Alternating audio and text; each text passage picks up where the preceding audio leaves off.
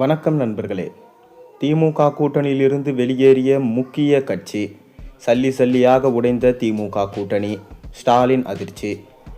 திமுக தலைமையிலான கூட்டணியிலிருந்து விலகுவதா மதிமுக பொதுக்குழு கூட்டத்தில் அதிகாரப்பூர்வமாக தீர்மானம் நிறைவேற்றப்பட்டிருக்கான். இதன் மூலம் சட்டப்பேரவை தேர்தலுக்கு பிறகு திமுக கூட்டணியிலிருந்து வெளியேறும் கட்சிகளோட பட்டியல் மதிமுகவும் இணைஞ்சிருக்கு. தேர்தலுக்கு முன் 26 கட்சிகள் மற்றும் சாதி சமூக அமைப்புகள் திமுக கூட்டணியில் இருந்த நிலையில் தற்போது அந்த எண்ணிக்கை வெகுவாக குறைஞ்சிருக்கு. சென்னையோட எழும்பூரில் உள்ள மதிமுக தலைமை அலுவலகமான தாயகம் வளாகத்தில் கட்சியின் உயர்நிலை குழு மற்றும் பொதுக்குழு கூட்டங்கள் நடைபெற்றன. அவைத்தலைவர் ஆடிட்டர் அர்ஜுனன் தலைமையில் நடைபெற்றது. இந்த கூட்டங்களில் பொதுச் செயலாளர் வைகோ, பொருளாளர் செந்திலிபன் உள்ளிட்ட மூத்த நிர்வாகிகள் பங்கேற்றாங்க. அதே நேரத்தில் கட்சியின் பொதுக்குழு மற்றும் உயர்நிலை குழு கூட்டங்களில் நாடாளுமன்ற உறுப்பினர் துரை வைகோ பங்கேற்கல. இந்த கூட்டத்தில் நிறைவேற்றப்பட்ட முக்கிய தீர்மானமாக திமுக கூட்டணியில் இருந்து மதிமுக விலகுவதா அறிவிக்கப்பட்டது. வரவிருக்கும் அரசியல் சூழல் மற்றும் கட்சியின் எதிர்கால செயல் திட்டங்களை கருத்தில் கொண்டு இந்த முடிவு எடுக்கப்பட்டதா கட்சி வட்டாரங்கள் தெரிவிக்கின்றாங்க. மதிமுகவின் இந்த முக்கிய கூட்டத்தில் அனைவரின் கவனத்தையும் ஈர்த்திருக்கு. கட்சியின் நாடாளுமன்ற உறுப்பினரான துரை வைகோ பங்கேற்காதது, உயர்நிலை குழு மற்றும் பொதுக்குழு ஆகிய இரு கூட்டங்களிலும் அவர் கலந்து கொள்ளவே இல்லை. கட்சி தலைமைக்கும் துரை வைகோக்கும் இடையே நீண்ட நாட்களாக கருத்து வேறுபாடு இருந்து வந்ததா சொல்லப்படுது. அதனால தான் அவர் இந்த கூட்டங்களை புறக்கணித்ததா தகவல்களும் வெளியாயிருக்கு.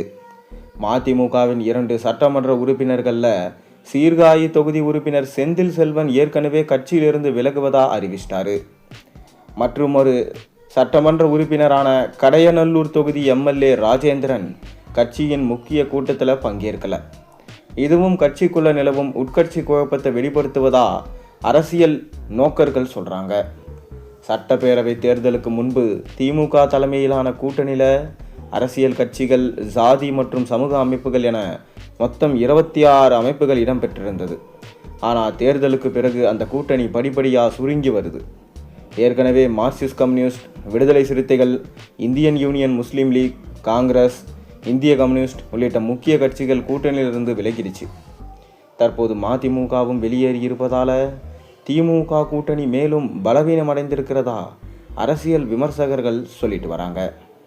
2026 தேர்தலின் போது திமுக தலைமையிலான கூட்டணியில் காங்கிரஸ், மதிமுக, Indian Union Muslim League, Indian Communist, Marxist Communist, Viduthalai Siruthaigal, Kongu நாடு மக்கள் தேசிய கட்சி, மனிதநேய மக்கள் கட்சி, அகில இந்திய ஃபார்வர்ட் பிளாக், தமிழக வாழ்வுரிமை கட்சி, மக்கள் விடுதலை கட்சி, ஆதித்தமிழர் பேரவை, மக்கள் நீதி மையம், தேமுதிக, எஸ்டிபிஐ, மனிதநேய ஜனநாயக கட்சி, முக்குளத்தோர் புலிப்படை, கொங்கு இளைஞர் பேரவை, திராவிட வெற்றி கழகம், புதிய திராவிட கழகம், கிறிஸ்துவ நல்லெண்ண இயக்கம் ஆகியவை இருந்தது.